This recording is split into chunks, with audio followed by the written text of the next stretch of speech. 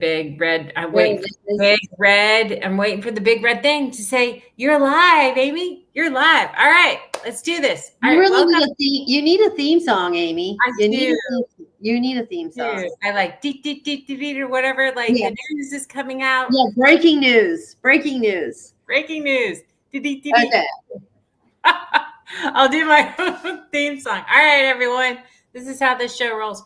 The Multifamily News Show. Welcome, commercial real estate people or multifamily people who are listening to this show. I have a couple guests coming in. Our first guest is Chris Kimbrough. Hey, Chris, how are you? Good. How you doing? No, I love it. No joke. This is how transparent I am. I called her at the last minute. I'm like, everybody's going to be late. Can you hop in and look at her? She's like, yes. I'm going to do it. Well, I was on another call that I had to drop. So see? Oh, thanks. So we're going to get Chris for the first 15 minutes, but it's cool because we're going to talk through the news story. The top news story of today is there's a report that came out talking about how multifamily starts are the highest that it's ever been in years.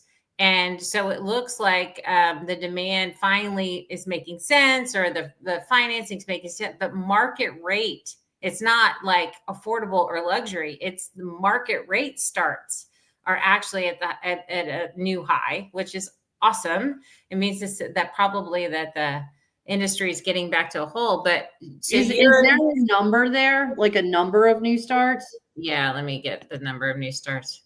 Let me tell you. Let me look. So where is it? There's my article. Okay, so the article was in Novogradic, and it was, where is it? It's now at, don't ask me, like okay, 490,000 somewhere in there. That's units? Yeah. Wow, that's impressive. Yeah, I know. So hopefully that turns into something. Hopefully. Yeah. Maybe they're lying, or I could be wrong, but no, let's see. And then multifamily, a Scotsman guy came out and said multifamily rents are rising and occupancy is falling. The average rent for U.S. multifamily property rose in January for the first time in 6 months, according to Yardi. So, yeah, I mean, well, and the thing is that everybody's like, oh, the interest rates are so high. Historically, these rates are not high, right? Yeah. Like historically, what, 5-6% or whatever we're at for a mortgage is not, with good credit, is not high. So it really is that, right now where, because I've read a couple of things on this, but like it is really right now where you got to look at, is it cheaper to have a mortgage or cheaper to pay rent? And if rents are going up and rates are relatively low, I can see where occupancy is falling. Yeah. I think the starts happen, and I'll have to pull that data, make sure that that's right. But I was excited when I saw the number. But if that's the case and the starts are happening again, obviously we talked about tariffs last time on the show, and what that might impact. I think the steel and lumber come from Canada. Those are our biggest suppliers. Is he really going to do that to us? Is he really going to do tariffs? I don't know. It just doesn't seem like that makes a whole lick of sense. I think everybody's given it there's maybe a 20% chance, but who knows, right? I think the China tariffs might stay, but that's not going to impact us as much as everybody's Temu order. But from a construction standpoint, lumber and steel, a bulk of the supply comes from Canada. Yeah. And Mexico. So, I don't know if those tariffs really stay or how that impacts us. Well, it's I'm not going to get political here, but it's interesting that, I think we're seeing this desire to do America first and conflicting with the economics of the situation, right? Yeah. And so it becomes this push-pull over, like, how much are we going to really impact American businesses that are here by deploying tariffs? And so, but they did, the one thing we talked about last week was that de minimis ban on customs, and they did pause. They did put that on hold So that did not go into effect as they said it was going to. So See, so they are figuring out that there are certain good things in the world. Okay, yeah, awesome. Let's not get rid of everything. Let's not throw the baby out with the bathwater. Let's not do that, right? I mean, yeah, okay. So let's talk about, so if there's starts happening in multifamily, we get back to doing market rate starts. If this article's true, I don't know. And then if that's the case, and so talk about technology deployments, because a good bulk of, I know, right? I was just going to ask you though. I No. know. Yeah, I mean, like, is it easier? It's completely easier in new construction sometimes.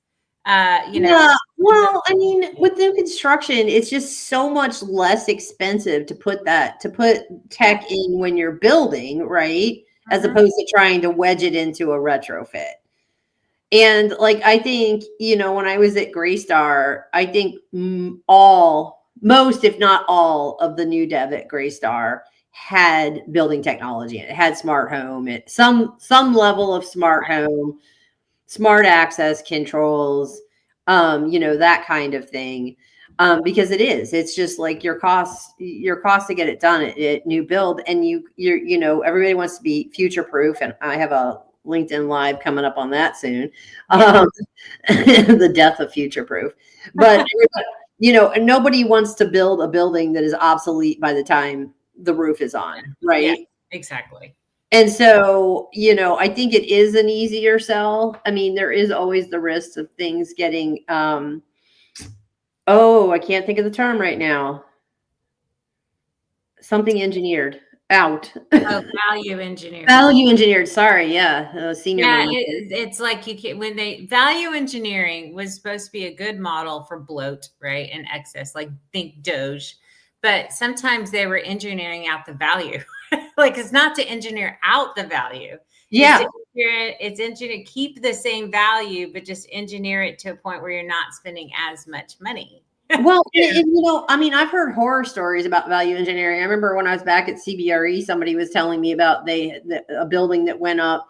They engineered out the outlets in the hallway, so it was impossible to vacuum them because there was no place to plug in the vacuums along the hallways. It's like little things like that. It's like Yeah.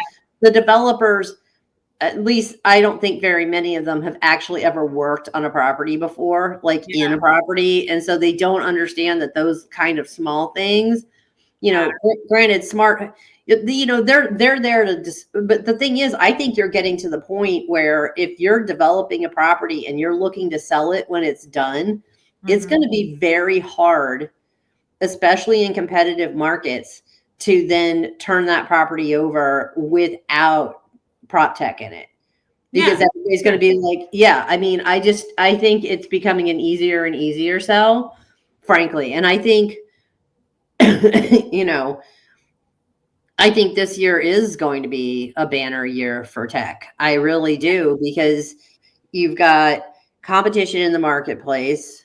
You've got students coming into their first apartment, and expecting the bells and whistles, right? Because they've been in student housing that has bulk or managed Wi-Fi. They don't have to worry about it. They've been in student housing that has smart access controls. Right. They want to feel secure. They want to be connected. And so I think and that's the largest home seeking population since Ever. since the boomers. Yeah, since the boomers. Yeah, for sure. Right. Yeah. So, I mean, there's going to be there are going to be more and more tenants in the marketplace that are just expecting this because this is what they've had, right? Yeah, for sure. I mean, even when you look at smart home for like not single family rental, just single family houses, like the penetration is quite high now. So these kids are also coming out of homes that had smart locks and smart appliances and smart TVs and all of this kind of stuff. And so, there's a level of expectation, I think, that is rapidly changing when it comes to multifamily technology. Yeah. So when you're talking through retrofits on brownfields, obviously those are difficult. but it's the majority of the stock that's out there, right? It's like 80s Yep. or 90s product and older is a majority of the stock out there. Those obviously weren't built for technology. So when Yeah. you're looking at deploying those, how much per unit should somebody be budgeting?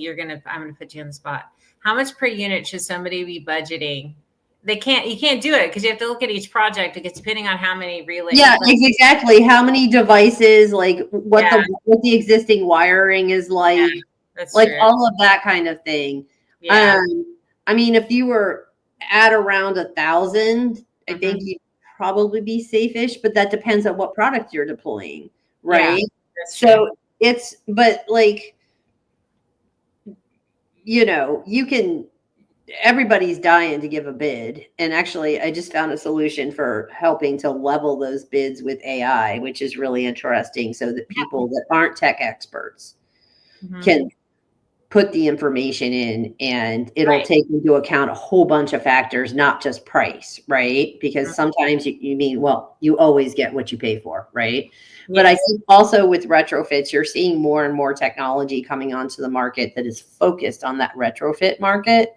Okay. So, I was just talking to a company a couple of times in the past week, actually, that has a solution. It's hubless.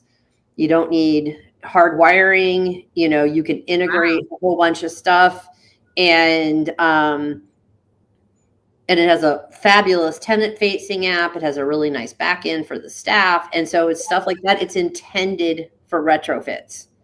It That's is awesome. intended to make it easy for retrofitting and building Right. with PropTech. You don't have to use wires, right? And you don't have to do, yeah, that's interesting. Yeah, That's it doesn't require managed Wi-Fi and it doesn't require a hub.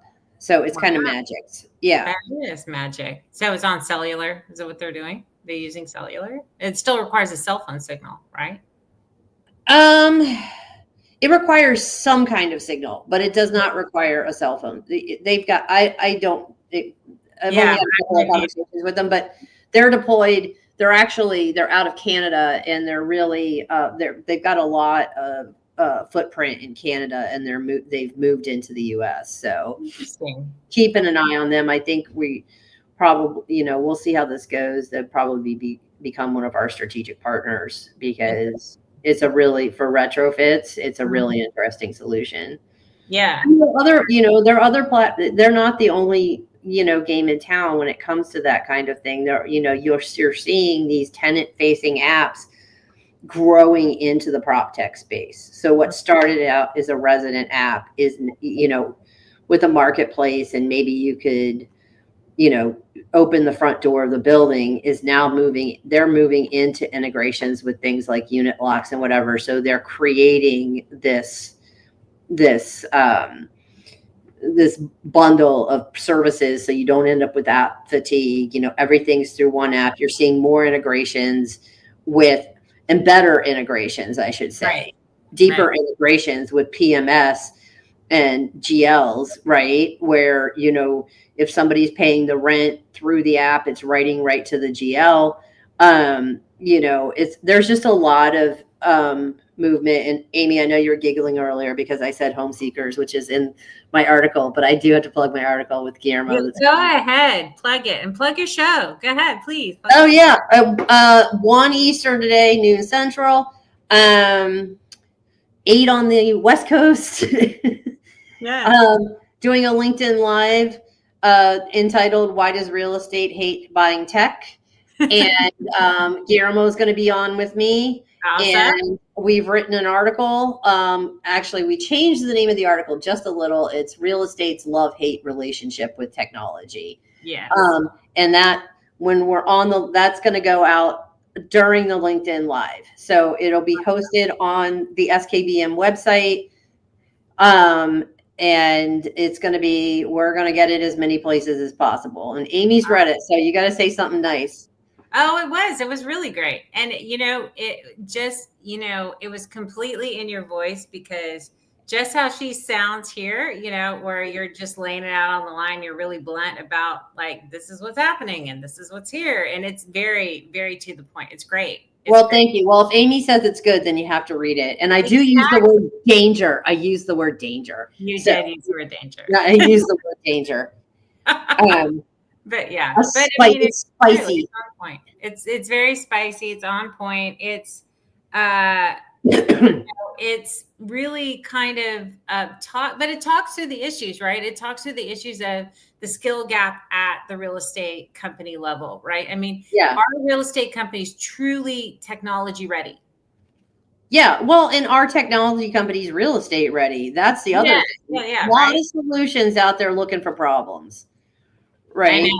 know. I know. It's kind of interesting. If I were to plug anything else, we're working on we have a multifamily forum, which is that's kind of the goal is to bring people together to talk through, okay, get the voice of the customer so that the solutions have and chairs, and Chris is one of the co-chairs of that multifamily forum.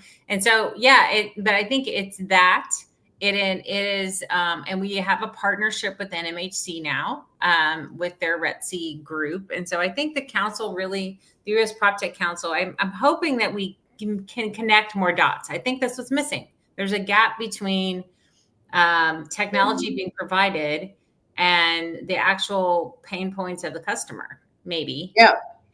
or maybe not. I mean, I think there needs to be a little bit more market research on the technology side where people are actually talking to the people in the trenches, and this is what they're dealing with on a day-to-day basis, and how can we make their lives better? There needs to be some, insight there. Yeah. Exactly. Because, especially because things like staff retention are so huge. Yeah. And there are technologies out there that are circling that problem. If anybody has one that actually tackles it directly, I would love to hear about it. But like that's a huge problem in multifamily real estate. And yet we have these other solutions out there that, you talk to clients and they're like, that's not an issue for me. So why are we talking about this? So, but yeah. Hold on. I'm trying to solve wrong link, buddy. All right. Tell us more about your show. I got to be a producer of a show and also run the Well, you show. want me to stretch it? I want you to stretch it so I can get Guillermo in here. Guillermo, come on. What are you Well, doing? if Guillermo gets in here, then then it's a party. No, but no, yeah, no, it is going to be. The article is, like I said, it'll be hosted on our website. We'll drop the link into the chat, or it'll be attached to the LinkedIn Live at noon Central, and it digs into why there is this, and there are a lot of good reasons why real estate is tentative about buying tech. Like they've been burned a lot in the past by these kind of empty promises and overblown expectations. And so, but 2024, when everybody kind of paused, really gave, I think, the tech companies an opportunity to refocus and refine their solutions, a lot of them, and to Amy, is I think, I don't know if you were talking about it earlier, you were texting me, but there's Guillermo. There he is. Guillermo, I'm just busy plugging the article. Yes. And so, but now we've got AI, which is changing things, dramatically. And so now it's kind of like, okay, we're at this inflection point. We've got a real estate base that has been burned repeatedly with this base of technology that has come, many, many miles in the past year or so. And so how do we get those two together? How do we repair, Yeah, so. for sure. I think AI is evolving so rapidly, and I think my contribution to that article was like we are at a crossroads, right? And but what's happening and what I'm seeing now is, especially with AI agents, the ability to deploy and build solutions. I mean, build and deploy solutions is like at a fraction of time than it used to be, right? I mean, it used to be it'd take you months or a year to go build out a platform and code it all out and do all these different things. And now you don't really need that long, right? I mean, you can ask Chat GPT to code it for you. I mean, if you really wanted to, I mean, you can Well, ask, yeah, and now even Bo the other day from Till CFO yeah. on our weekly call for the council was Mhm. talking about how if you use something like ChatGPT has a version too, but there's Gemini Deep Research. Yeah. You can churn out reports that tell you total addressable market and Yep. a million different, well, not a million, but a whole bunch of different things just by, giving it the correct prompts. It's Yeah. kind of amazing. Yeah, for sure. I mean, the ability to produce content, consume content, to distill content it's at a Well, really cool place now, for sure. well, and I just discovered because I'm slow. Um, I just discovered that you can talk into these things. I never thought about it. It just never occurred to me to Oh look. yeah, get the And app so, on your phone, and you can yeah, talk to that yeah. GPT. And so, like, I was on Gemini, and I'm just like, I was working on something else, and I'm just like talking, like stream of consciousness, brain dump into the thing, and then like magically, there's like this product. That's the Wow. best prompt engineering ever. You have to give it so much detail. So the easiest way for people to do it is not to type it. It's actually to talk it. So just Yeah. speak like, hey, I'm thinking about this and this and this and this and this and over here and this is what I need and do all this other stuff and blah blah blah and blah. And you do that to AI and it goes, oh, that's what you want. Here you go. Yeah, well, and it's great because like you get these like last minute requests from clients and things, and you need a piece of collateral, right? Yeah. You need some documentation. I know. And it's like, something that probably would have taken me 2 or 3 days in the past, I can now do in an hour, right? Well, especially for like security and risk assessments. Yeah. Like I filled out like, I don't know, let's say 20, 30, 40 of them, right? And just for Iris. And they're long, they're a big haul and they're soul crushing. But now I can upload my previous ones and I can upload the newest one I've got and tell it to fill it out and then get it all the instant back. There you go. It's crazy. I mean, and now you can have an agent do it for you. Like you just give the data to an agent and you say, oh, you're requesting a security risk assessment, email this email, and that the agent takes it. And then that's the trigger for the agent to go create your security risk assessment for you. You don't even see it. So I think that, agentic AI is novel. It's like, I know. a really black belt conversation. Mm-hmm. I have yet to be able to figure out a way, instead of just going, it's awesome. How do you explain it to people? Because it's not a human. How do you, and maybe we can go around the horn, but like, so I explain it to people as an employee, an AI employee. All right. So basically it's doing tasks for you. You're not hiring a human to do it, but the way AI agents are made, so we partner with this group out of Florida, and they have this like team-based. So what they do is they have a team-based AI agentic solution. And you say, I want this function done, whatever this is. I need blah, blah, blah, blah. These are my inputs. This is what it needs to look on the output side. And you give it this information and it goes, oh, you need this agent, this agent, this agent, this agent, and this agent. So think of it as a team, because you want your agents to only do very specific tasks, because you don't want to make it too broad, because then it's going to break their brain. Yeah. So you want them to be very specific, but you have them work together. And then you have this AI agent that's the AI agent manager, and then it oversees kind of everything, give it guardrails, and then you can get the output that you're looking for. See, if you're telling me that, though, as a real estate person, in my head, I am going, holy moly, that is going to be a pain in the butt to implement. Yeah. So I was thinking almost like graphically, like here are the tasks, here's what the agents can take over, right? Just like something that shows it, and then like a statement that says and then like a second slide that's like, and here's the process for setting up those agents, and make it as like the concept that real estate. So thank you for the explanation. And actually, Chris, I really like your kind of like counter, but like I think that to do all of this, we have to think of work differently. Yeah. Right? Yeah. And so the thing that I've been talking about the thing I've been trying to convey, and I'm not I'm not landing the plane. Like I'm like, this is like all caught in my brain, is like we have to unbundle work into its different parts. And if you unbundle work, then you can allocate parts of that work to the agent and parts of that work to the human.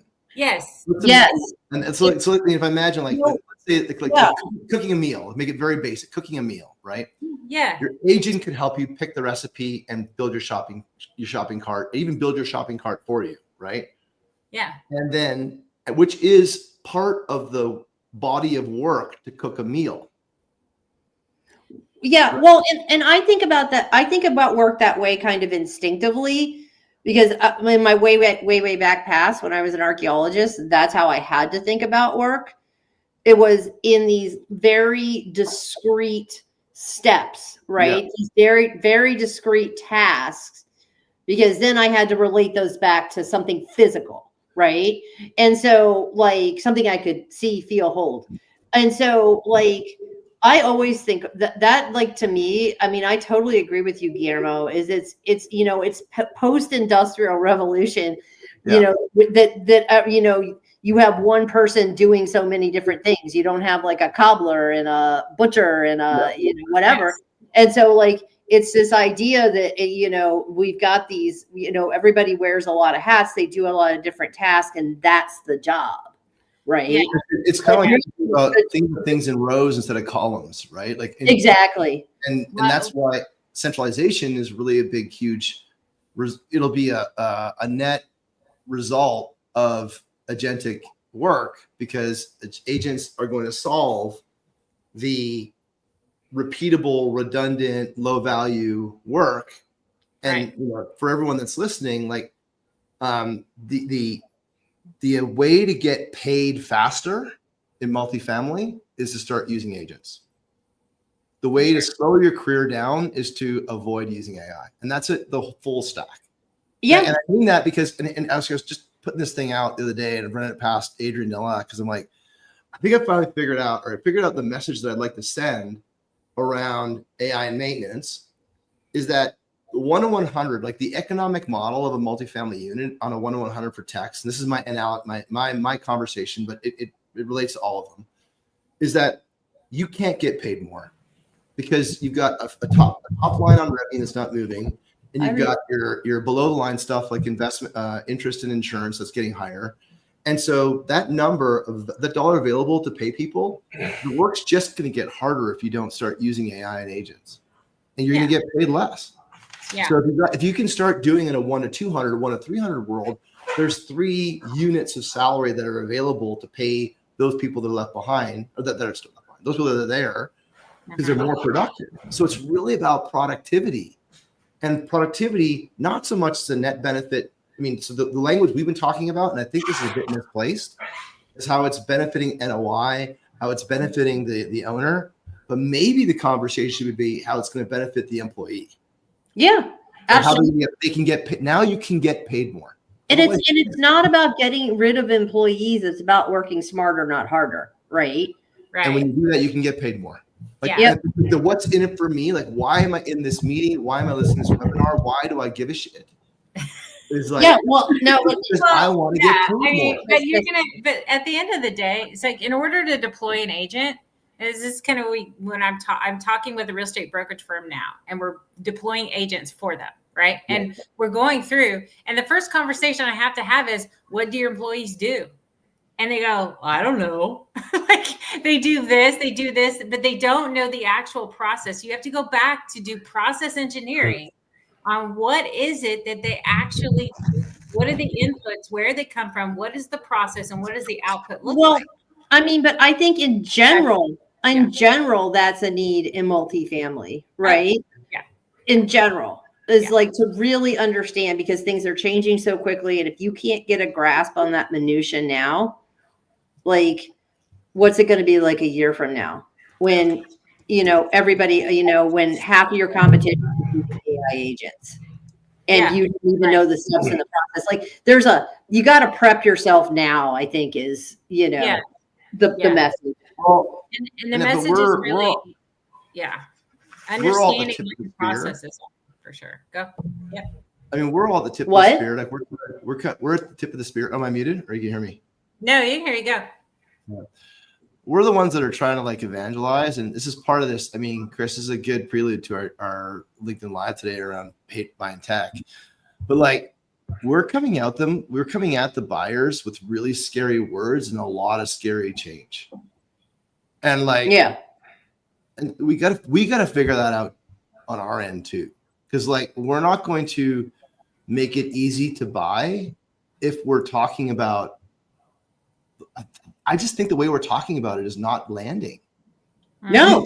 Either we aim for just that thin slice of early innovators and the 2.5% of the bell curve that are going to buy in, and eventually everyone's going to buy in and wait for kind of like evolution to happen. Or we got to have a conversation that works for like that 67.5% in the middle of the bell curve. And we got to make the language work for them. Because I feel like sometimes I'm talking to people and then like I stop talking and I'm like, oh God. Yeah. What happened here? Messaging is a problem. Yeah. Hi, Reed. Hi, Reed. Hey, Let's Reed. see Reed. How are you, Reed? I'm doing well. How are you? I'm good. So, Guillermo, you just jumped in and started contributing in the conversation and didn't introduce yourself. So let's do introductions midway through the call. everybody should just know who Guillermo is. He doesn't even Seriously. put a last name. He doesn't put his last name out there. I'm just Guillermo. I'm Madonna. There you go. Like I Prince. just want to drop it. There's not enough room on the borders where it all in the clips. I'm mindful of what it looks like on a clip side of things. Yeah, That is my last name. Guillermo Salazar, CEO of IRCX, member of the U.S. PropTech Council, on the board as well. Great friend of Amy and Chris and Reed. Pleasure to meet you today. Let's see. I talk a lot about centralization. I also speak a lot about AI, and I'm trying to figure out how to make change happen. And that's part of what I'm trying to noodle on today. On what if you've gone through therapy or coaching before, there's like a step where you go through, okay, here's a problem I'm trying to solve. Here's the impact of the problem. Here's how I am contributing to the problem. Exactly. And that was kind of like my aha, right? Yeah, exactly. No, I got you. All right. And Reed, welcome, Reed. Hey, thanks for having me back. Yeah. I jumped in when we're talking about getting employees together and asking them what they do, and it harkens back to the old The Office Space movie. If you ever saw that one with the meeting with the Bobs. So what exactly do you do here? Yeah. Bob. Yeah, but I agree with Guillermo. It's like, this is going to be something that if you're not on board, it's not going to replace the humans, but the humans utilizing it are going to replace the other humans not utilizing it. Mm-hmm. For sure. I think that's but let's be real. But Reed, introduce yourself and then we'll get into it. Sorry.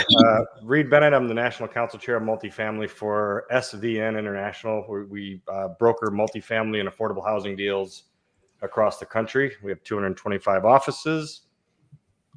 And so you did a little bit of multifamily. Just here to help. Yes. Anybody with multifamily, I'm here to help. All right. Awesome. So yes, anybody, but I think I'm going to throw this out there. AI will replace some jobs. We have to. Sure. That it's going to take some jobs. It will replace low value jobs. It will replace mundane jobs. It will strip job postings that aren't being filled. Right. Like I look at it in terms of like, you're looking at an industry that has like an unfilled job rate of like, it's like 7 months to fill a job in multifamily. Like these are people are not applying for these jobs because even the people applying to them look at them and go, there's no future in this job. Yeah. Well, that's a great point that you're bringing up, because the biggest challenge that the owners, especially of complexes larger than 200 units, are having is, and especially in secondary and tertiary markets, is they can't find managers that are willing to work for the for the typical salary, and they can't find guys that will be doing all of the maintenance staff. And one of the deals, so we sold a deal in the middle of Illinois, which is it's right outside of the University of Illinois, 20 minutes. So you thought that it would have some kind of I guess, pull from that area for people that want to have, maybe a more affordable unit. And they were offering, I think the manager was making $60,000 in the middle of Illinois, and they could not fill that. So they jumped it to 70,000. Nobody applied. They jumped it to 80,000. And, now they're over 80,000, and I'm thinking of sending my wife down there to manage the damn complex, and they can't find somebody. So it's she won't go. But she won't go. She won't go. She won't go. But I mean, it's 3 hours away, but, it'd be a long commute, but at the same time, now he's going to bump it to some ridiculous number because it makes more sense to pay a manager than to travel from where he is. So and I'm just like, and I was having this conversation with my business partner. I'm like, I understand back in the pandemic days, everybody was getting a check. Then I said, but what are people doing now? Yeah. And then, he made a great point where it's like the people that were maybe thinking about retiring, they have all retired. And so the most capable people have just moved up into different jobs altogether. So it's like that middle job rung in multifamily, when it's not a downtown high rise or a nice suburban complex, to go further and further out. It's getting more and more difficult to find people willing to work. Well, I mean, and we're bringing on 500,000 units this year, just this year. Yeah. But the thing is about that property. Sorry, Gabriel. I'm sorry. Finish. No, go ahead. No. What I was going to say about the property manager job is like, I wouldn't want to be a property manager. I don't care if I was making the same amount I was making now. That's a really hard job. Yeah, it is. That is a very hard job, and I think. You do have a lot of middle market, a lot of affordable that is looking for people. They're not able to pay those high salaries. They really could be helped by technology, and yet they're just floundering because they don't know where to go. They've been lied to, whatever. They don't think they have enough money to do it. But if you're talking about bumping up a salary to 100K plus for a property manager, I guarantee you there are solutions out there that are more cost effective that could really ameliorate how hard that job is and maybe get somebody in it. And I think also like there's, through the pandemic, and I know there's a move back to office now amongst some companies, but, so many people were remote and they've remained remote. So I think there also is a reluctance to have to be at a place, right? When you can get another job that's remote and sit in your apartment or your house. Yeah. So it's that, it takes a special person to really want to do that. And it's not just, being able to do the financials and all of that stuff that you have to do as a property manager, but is dealing with the tenants who, that's the part. And, I'm an empathetic person, I think, but I think if I had to all day long, eat shit. Real fast, right? Yeah. I think the burnout has got to be like really high. I was a site manager. I used to be a multifamily property manager. I did that for my stuff that I own. Well, and God I would go on site. The people were it was horrible. It's adult daycare, y'all. And they don't know, my stove doesn't work. Did you look at the breaker? And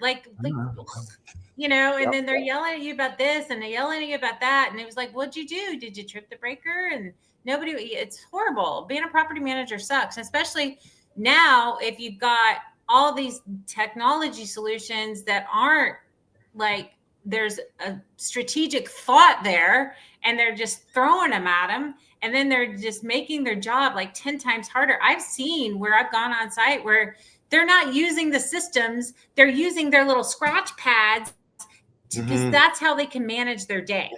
They're just not using the technology. So it's interesting. It's an interesting time in multifamily for sure. Yeah. Well, and I think to the article then, and we're talking about later today, like it was been really hard to sell change in like kind of the party this is like the whole, like the ants and the grasshoppers, like fable, right? Like it was really hard to sell change. Now I'm dating myself, but like, it was like full on party time, but now that things are tough, like now that the river has gotten a little bit lower, we're starting to see the rocks that pop out, and there's some rafts that are getting torn up, and like now is the opportunity for us to actually to bring in change. Historically, this is what's always happened. Like revenue solves all problems, right? Okay, well, what happens when revenue goes down? All the problems emerge, and that can be culture, people, process, data, culture, all those things. And what we're seeing is that this is an industry that has, look, it's failed its people, right? It's failed people at the bottom of the triangle in terms of like making their lives easier. Because like when you pay 100 grand, here's my thought: you pay 100 grand, you're just trading money for pain, which isn't a long-term solution.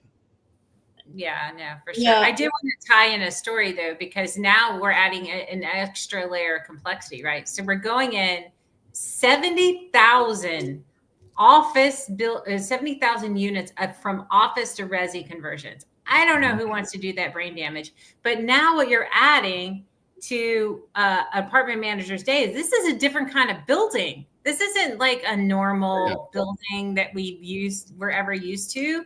And now you're adding this complexity. Like, what are the maintenance techs going to have to do? Are you selling any of these things, Reed? Are you selling any of these office buildings and turning them into resi? No, we have. I mean, I have not decided to take on that brain damage. I mean, we have groups that utilize historic tax credits in order to convert some of these 1920s buildings into apartments. But, you know, you have to have, as we talked about last time, specific floor plates that have enough windows and light coming in that are not deep, thick floor plates. And again, with the soil stacks being, one bathroom per floor. Right. Yeah. I mean, and I'm seeing it pop up more and more. I thought it was going to go away, but I did too. It's not. It's coming back. Not. I don't know what they're doing. I honestly would just blow them up and then start over, because that makes more sense to me. But no, I mean, that just means that there's like office buildings out there which are basically being sold less than the price of the glass and steel, and that it makes sense to go in there and do whatever it is they're doing, right? Sure.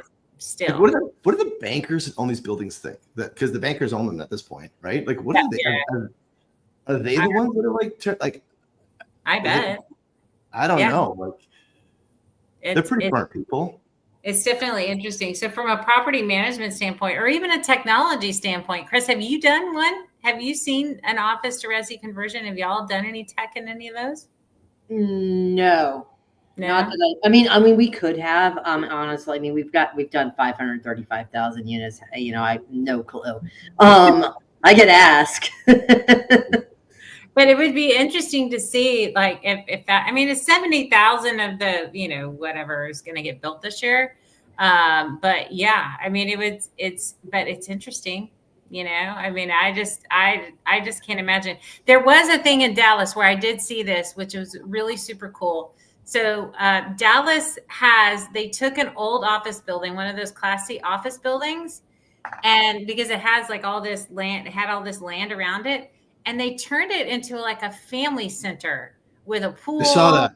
And childcare and all this other stuff. And I'm like, that would be really cool if you built like on the land, you use the office building like a club and amenity center, and then you built multifamily behind it. Right? Yeah. That might make sense. To me, I don't know. It's interesting. Yeah, it was pretty cool. They built a big, huge pool and like a play thing and splash pads and all these other different stuff. Well, why don't you just turn them all into co-living space? So then you don't have to have as many bathrooms. I mean, self-storage, maybe. Yeah, self-storage probably. I've seen a couple of those. I mean, think about the conventional approach to leasing up a multifamily, leasing up a multifamily unit, right? You got the bare lot, you got some artist renderings, you start selling, you got a show unit, you start selling it. Like all that's kind of like backwards. Yeah. And then you start selling units, you get to 30%. Now you can break ground because you can get insurance on it. Can't get insurance on the mortgage until you actually on the construction loan until you actually get 30%. 30%, your construction loan, start building it. But now you're kind of like building it, hoping that people will come. I don't. Again, I don't have a better solution, so I feel really arrogant, like challenging other people's solutions.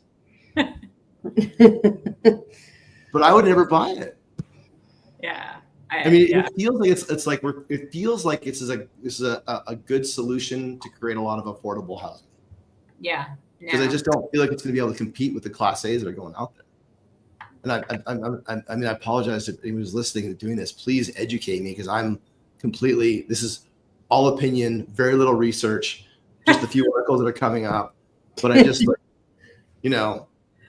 opinion, not the company's. Yeah. Well, I mean, if anybody's going to do an office to resi conversion, like there's going to be, I don't know if y'all have heard, but basically because of Doge, everybody's expecting that there's going to be millions of square feet of office space in the DC area that they're basically not going to renew. The government's not going to renew the space.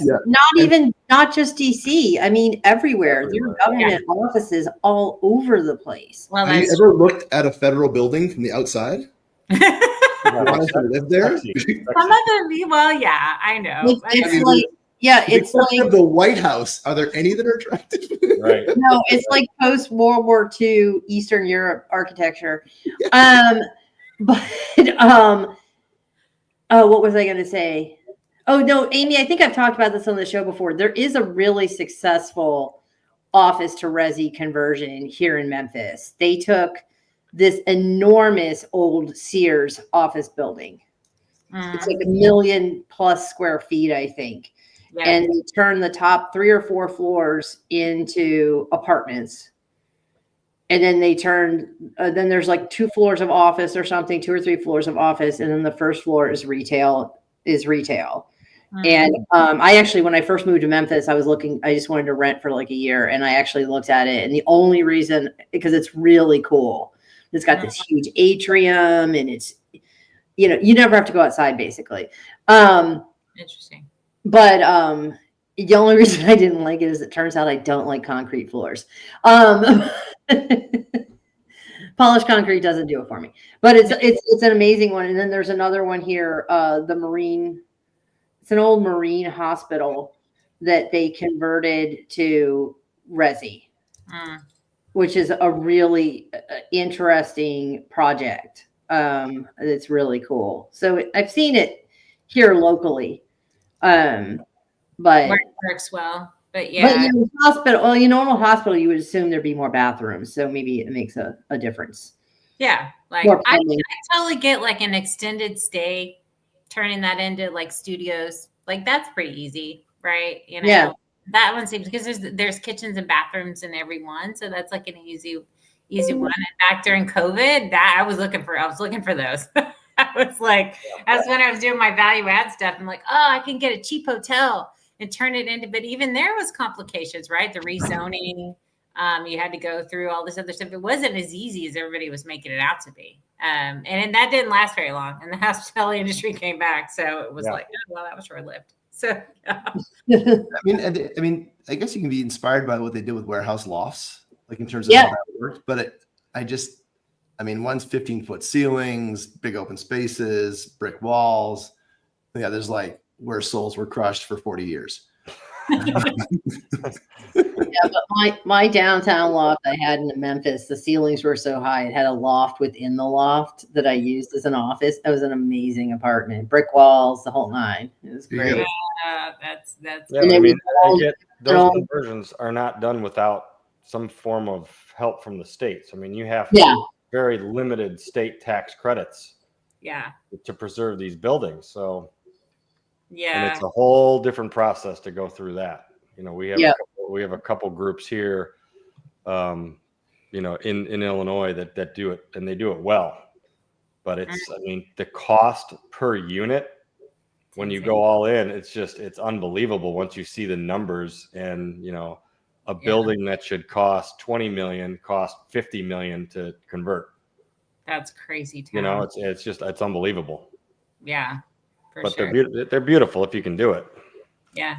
What are you seeing, Reed, on the transaction side? Are you seeing transactions kind of pick up, or is it still kind of the same? Yeah, I mean, we have more under contract than we had in the 21-22 ridiculousness, which I don't know what to. I mean, and they're all different. Yeah. We have 4 loan assumptions. So, if somebody, when one of them is a HUD 223F loan that has a 2.37% fixed rate until 2055, those were but that's the asset for the that's what you're buying. It's almost like you're buying a triple net lease when you're buying that kind of a loan, right? So we have a couple of those loans. We just closed a 574 unit deal that was just a straight up purchase.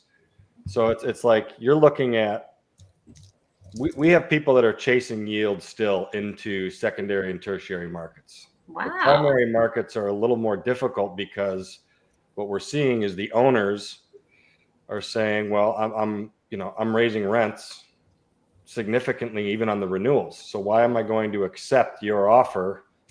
And then they're like, well, it's the debt markets. This is how, it's a 1.15 debt coverage ratio. And they're like, I don't care.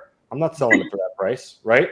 So you have to find the deals with hair on it. You have to find the deals that have, an impending loan coming due in 2025, which, we're underwriting a number of those for lenders. They're trying to figure out, do we kind of kick this down or do we, try to get back? No lender wants to get into the chain of title. I mean, I remember in the fun times of 08, 9, 10, there was a lender here in Chicago that took a building back, and it was, we call it California style. I don't know. It's like kind of like the motel where you walk right in.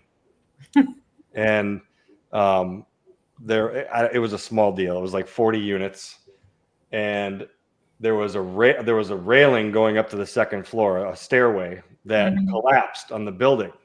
Oh no. And it just so happened that all 40 tenants happened to be on that stairway, or at least they were when WGN News showed up. They were all laying on the stairway because they're trying to get, some money. It was unbelievable. So that, the banks don't want to take it back. They don't want to take this stuff back and try to figure out what to do with it. I remember way back in the day in 2010, I bought a foreclosure from a bank. And they, threw somebody in there to manage it. And basically it was not managed very well, right? No, the receivers are horrible, as you know. Yeah. I saw a couple receivers that would pick up the deal in receivership. They would drop all the rents, $300 to fill a it unit to fill it up. And then they would go back to the bank and they'd say, hey, I'll give you a 6 cap for this deal. And the receivers were buying it after they had dropped all the rates. And then they just went the next month. Once they bought it, they just jacked the rents back up to normal, and they had, huge windfalls. It's a horrible process, but I don't see that happening a lot in this market. I mean, I don't see any of those. None of those deals are hitting yet. No. And Jason Hull was, he couldn't come on today, but he was basically talking about, because of the bulk of the debt that's out there now is all debt funds, right? It's private debt funds. It's not Fannie Mae, Freddie Mac. The bulk of the debt is that. So they have more flexibility other than their investors yelling at them. They don't have like mandates to do certain things, right? They can have more flexibility in how they either modify those loans or kind of whatever it is. But that's why right now we're not seeing a lot of foreclosures. It's because it's all debt fund product, right? Yeah, which is kind of interesting. So I think, it's going to be interesting to see what happens over the next couple of months. But everybody is in. You were at NMHC. Everybody was, had positive vibes talking through that. A lot of the news articles coming out now talking about how there's strong demand in 25, right? So it should be pretty cool. The only problem that I noticed with the positive vibes is, so we've had this bid versus ask gap, right? Right. For a long time. So the positive vibes are not just the buyers. The positive vibes are now the sellers. So the bid gap just shifted upwards where the buyers are like, okay, fine, I'll pay that. And then the sellers are like, well, we're having positive vibes too. So now we think it's worth this. Oh no. So it's just shifted. Still a gap. Yeah. the gap just shifted, so it's gonna be but it's gonna be interesting to see.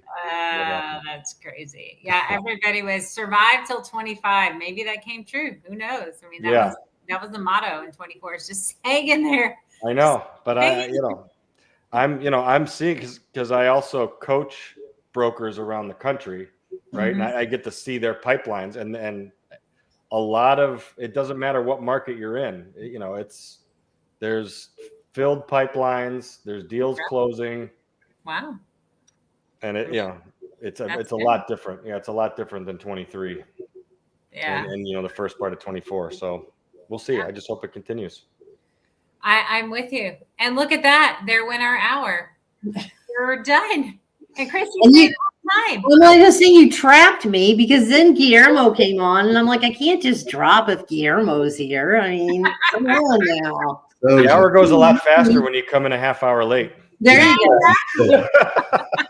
No, good. But I'm all glad y'all were here. All right. Let's parting thoughts, how people can get a hold of you. Go, Chris. Chris at skbmsmartdeck.com. I'm not hard to find, and I always respond to LinkedIn unless you're trying to sell me a franchise or something. Yep. Hey, Guillermo. Guillermo Salazar, G Salazar at IrisCX, or find me on LinkedIn, Guillermo Salazar, IrisCX. All right, awesome. And Reed. Reed Bennett. You can find me either on LinkedIn, or my cell number is 773-251-7342. Give me a call. Exactly. All right, y'all. Well, thanks for coming on the show today. It's been fun. Yep. Thanks for having me. Yep. See you later. Bye, everyone. Bye-bye. Bye-bye.